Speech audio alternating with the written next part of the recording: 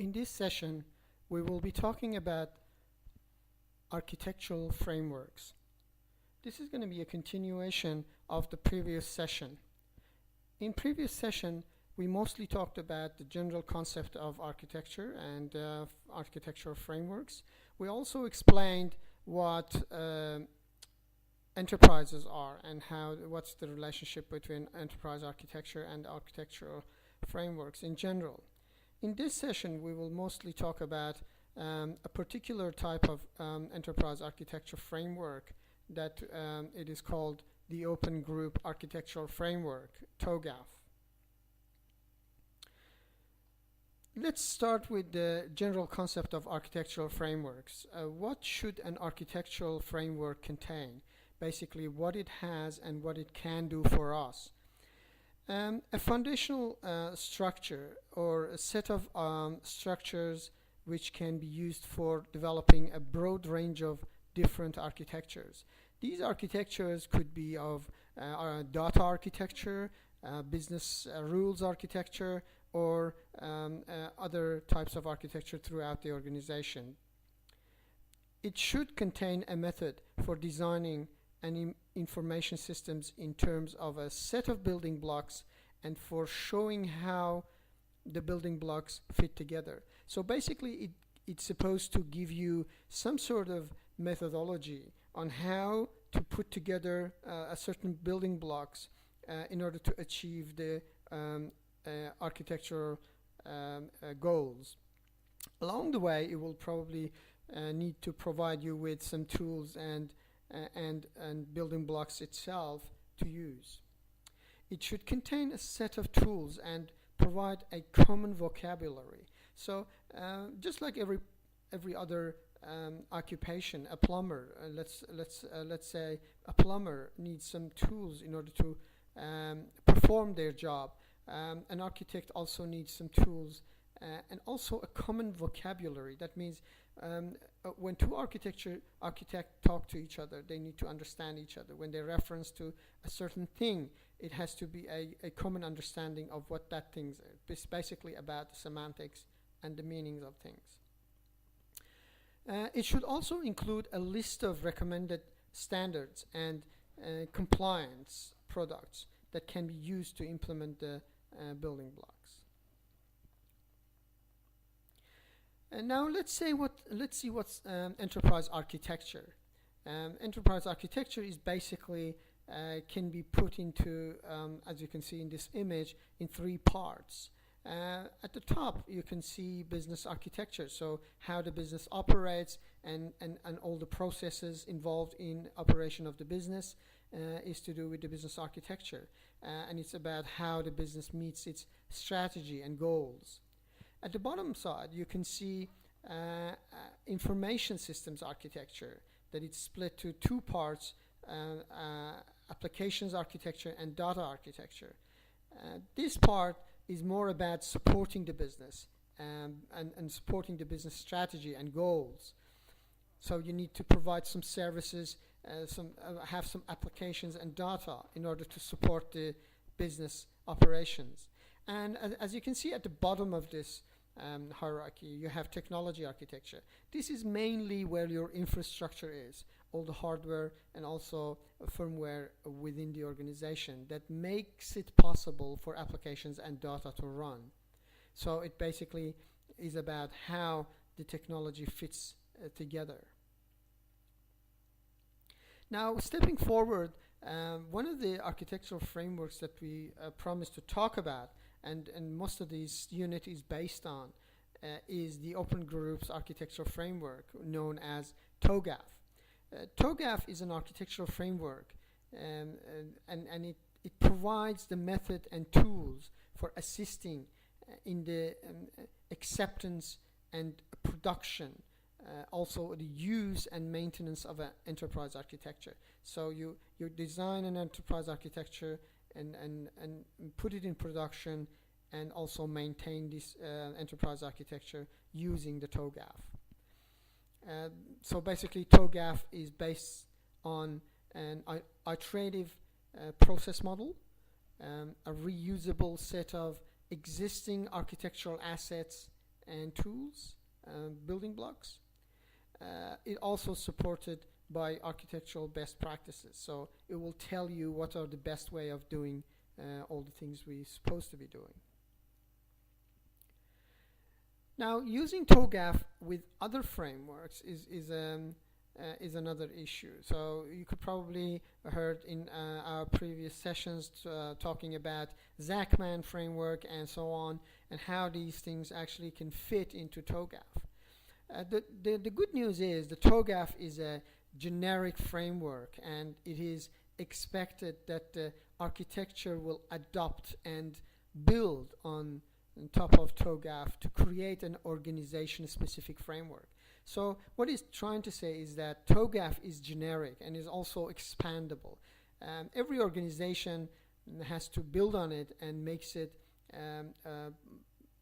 usable for that particular specific organization. So what we're trying to say is that TOGAF is not a pluggable or ready-to-use framework or ready-to-use architecture, so you can actually plug it into your business and make it work. The generic TOGAF deliverables may be replaced or extended by deliverables defined in other relevant frameworks. So as I mentioned, frameworks like ITIL, which is a maintenance and support, CMMI, COBITE, Prince2, and so on. These are all different types of frameworks that we can plug in these things into TOGAF and use those deliverables of those frameworks in TOGAF framework. We will talk about this in more details in the future. TOGAF also complements other frameworks that are aimed at specific vertical business domains, specific horizontal technology areas, such as security or manageability, or specific applications areas such as e-commerce. Now let's see how this actually fits together. To start with TOGAF, we have a bucket. This is our bucket. We call this enterprise bucket. It's full of bits and pieces. In other words, building blocks that we're going to need to start building our enterprise architecture. What TOGAF does is that it actually packages very well in process around that we call creating building blocks. So it actually uses these building blocks in order to create new processes and new creating new building blocks. TOGAF is a methodology that can help one extract building blocks, group them all together, and basically create a new throughout the organization, create new architecture. If you basically commoditize this and commoditize your thinking about this into a series of Lego blocks, as you can see, Lego blocks, then you can string them together.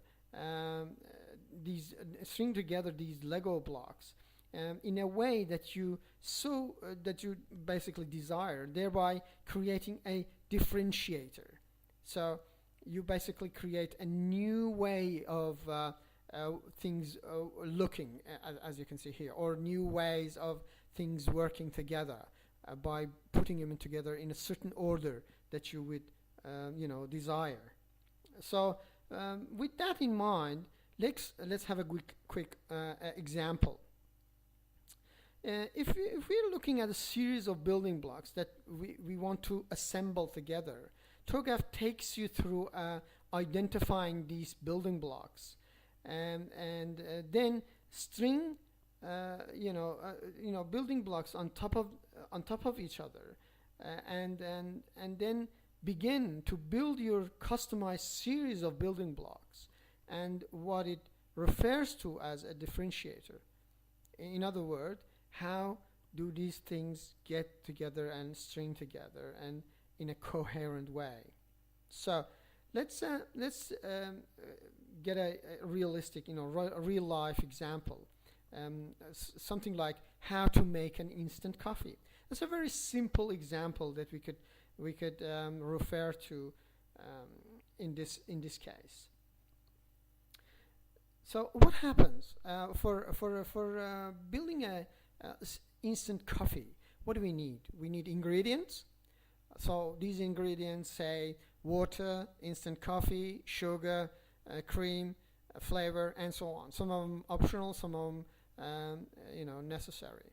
Now, these are the ingredients. These are the building blocks of our coffee. Now, to build this coffee, we can imagine in many ways. People do it in different ways. For example, one way is to add a little bit of water into instant coffee and sugar and flavor, and make a little bit of paste in there, and then add the cream or milk on top of it, and it'll become an instant coffee. Some other people may do it differently. So, for example, put some sugar and instant coffee together and put the milk later, and at the end put the hot water on top of it. Also, you could probably do it in another way. You have an instant coffee and sugar and water in together, and then at the end you could put a milk or cream and also flavor together.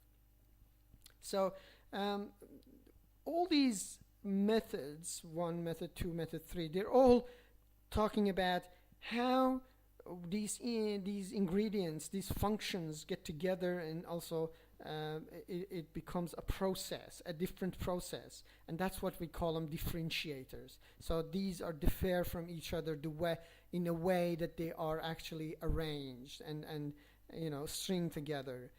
So that's how they're different. But ultimately, in a goal-based world, we have to make coffee. So the goal is to make coffee, but the way we achieve this is different, and we use different functionality and different processes in order to achieve that.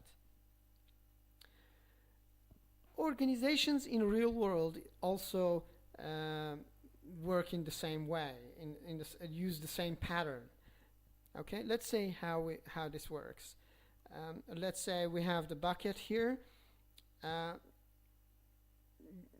Organizations choose what functionalities are needed to conduct their businesses, and then they use different processes to achieve the same goal. So what the blocks at the bottom of our bucket actually are basically functionalities, and we use these functionalities in order to do our business operations. All right, and then the way we string them together is what and how. So basically, here we have what we do in our organization, and there is how we actually perform this functionality, or how we do things in our organization. So there are two worlds that we need to interact with, and everything about architecture relates to these two concepts, the what and the how. If you don't understand these two and how they relate to each other, you will fail in your architectural exercise. Your SOA, service-oriented architecture exercise, will not be successful. Projects will develop into silos. Integration costs will blow up. So it all boils down to into architecture of these building blocks and how all these things string together.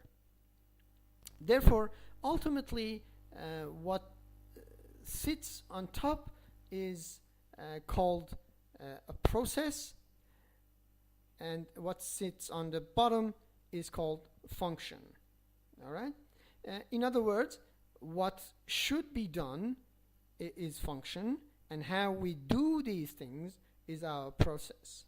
In a real world, there are many businesses that they don't know what are they doing as a business. All they know is how they perform these business operations, and how they go through large exercises, and they go through these large exercises in order to assemble all these things together, which in most times results in failure. So in a quick reference to TOGAF, we can see that the TOGAF itself is done the same way. All right. So let's see how this is done. And if we consider our bucket as an enterprise continuum, in TOGAF we have a bucket, and we could look at this as a Lego box with all the bits in it, or pieces, or the functionality. In this Lego box, we refer to as a enterprise continuum. There are two. We can split it in two major areas. One is the architectural continuum, and the other one is solutions continuum. Okay, I will talk about this a little further. We look at this box that stores all our artifacts, okay, all the building blocks that we have created in our organization. And then now what we do, as we go through a cycle of developing the architecture, thereby we add building blocks to the box, or we consume some building blocks from it. This is to build what it refers to as the architecture model. So we create a model by adding or extracting or consuming those building blocks from the architecture or enterprise continuum Lego box. And that, in a very high meta architecture level, is all TOGAF does.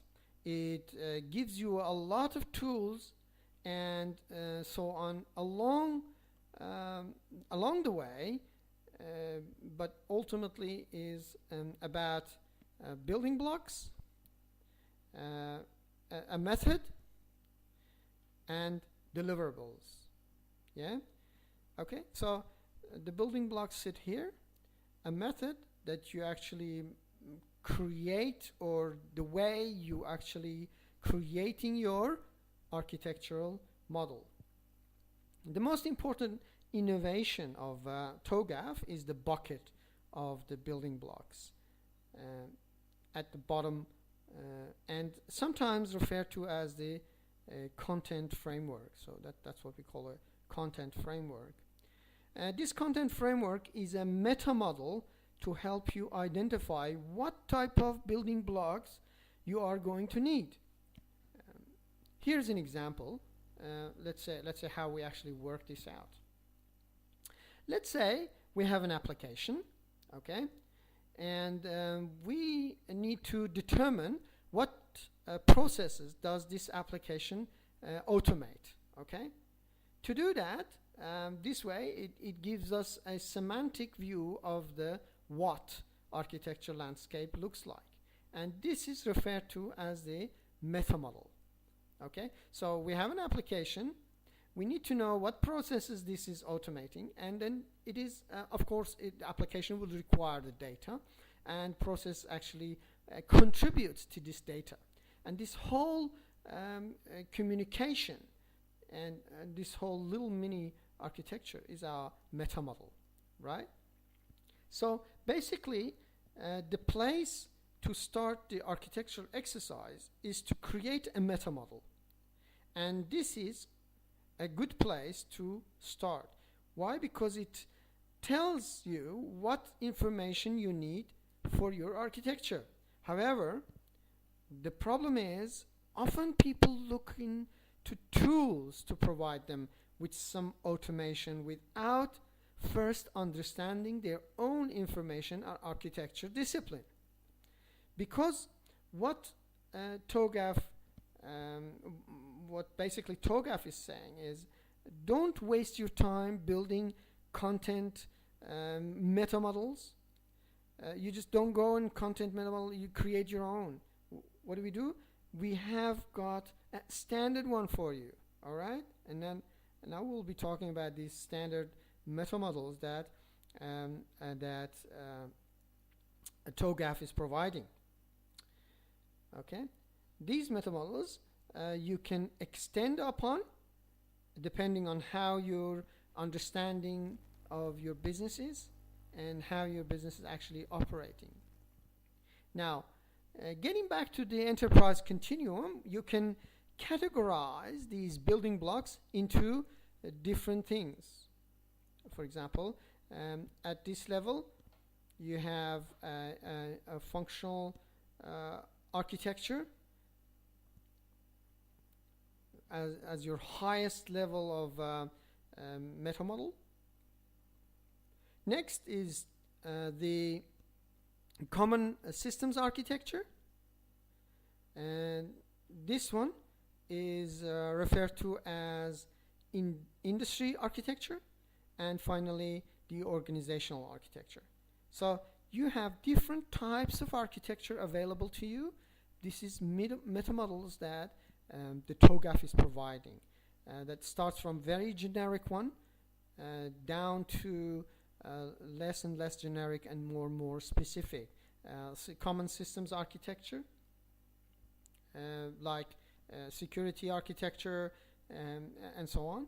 Industry architecture, such as insurance industry architecture, banking industry architecture, defense industry, government industry architecture, different architectures in that manner. And also organizational architecture, the most specific one, an architecture that it actually specifically designed for your organization. Okay, let's see an example. For example, if you have a bank, it's called ABC Bank, and I want to build my architecture for ABC Bank. It is going to sit here. Okay, so this is my ABC Bank. This is a specific organizational architecture. Yeah, it lives in this level 4, or the bottom level. Where at the level 1 we have a broad reference model that can be applied to every industry, called technical reference model, in which TOGAF provides this technical reference model. So this is a very general reference model that it can apply to every industry. Over here you have a common systems architecture, which is traditionally known as things such as ERPs, architecture, security architecture, integration architecture. There is what we provide, triple IRM by TOGAF. So triple IRM is the reference model that provided by TOGAF. You can use those. Further down the line in level 3, we have industry specific architecture, in industry architecture, not organizational. This can include things like supply chain operational architecture, SCORE, and so on, and many other different types. A lot of vendors provide models in this area, so provide models in this space for your organization. You can build upon them, which will eventually be customized to give you your own industry architecture. So vendors give you this, and you do the customization, and it will become your industry or your organizational specific architecture model. Vendor companies like Oracle, IBM traditionally sell products in this level in form of capability models, which, as we mentioned before, it fits in to the what area. So what? So the question what? So it gives you the what model. So yeah, and then all your company need to do is to understand.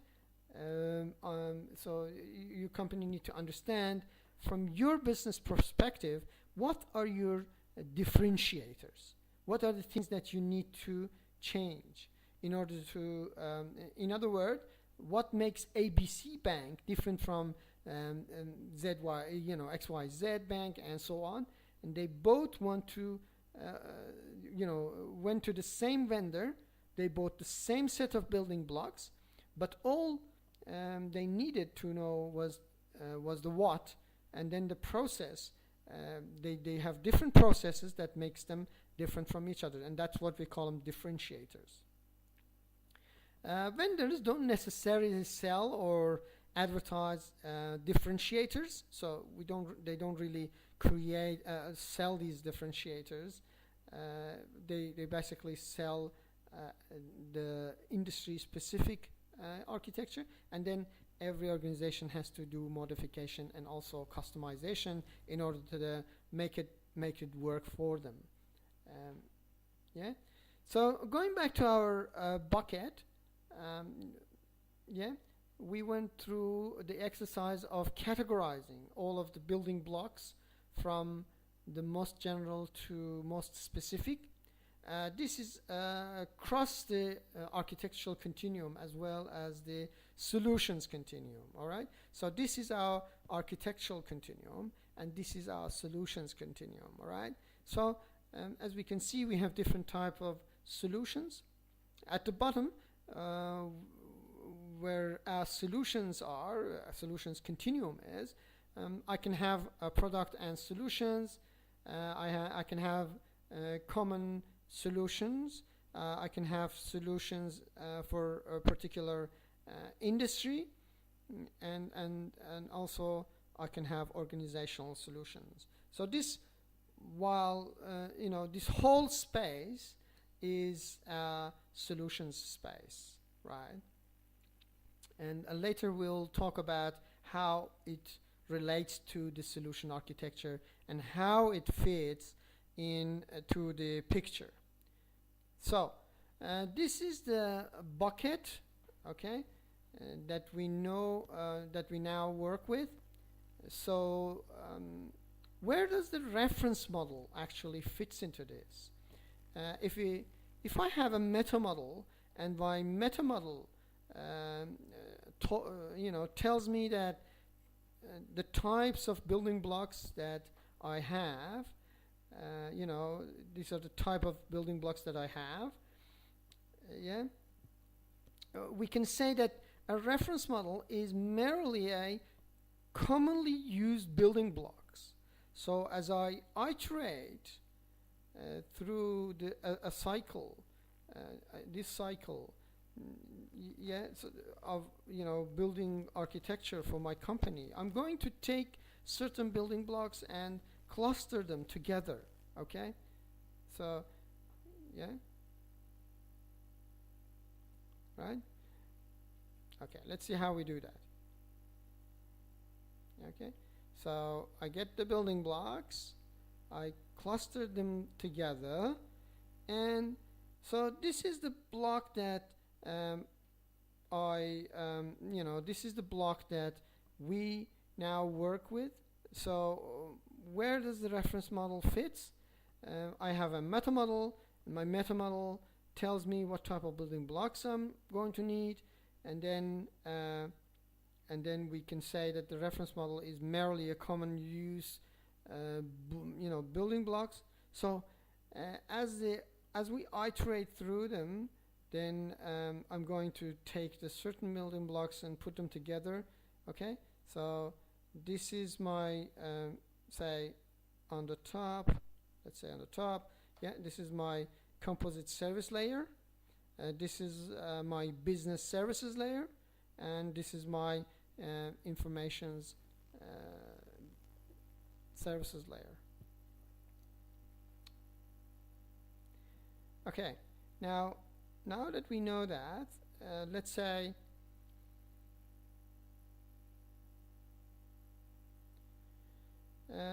whatever the case is, it may be depending on the reference model you build. As you do more and more architecture, you actually build the pool of your own reference model, and that's all the reference models are about. They are the specific arranged set of building blocks that are sitting here, okay? Yeah, they are sitting here, and that is why TOGAF has given you the TRM, triple IRM. They are the starting points to those architecture and collections. So basically, we use these reference models, okay, as our reference model.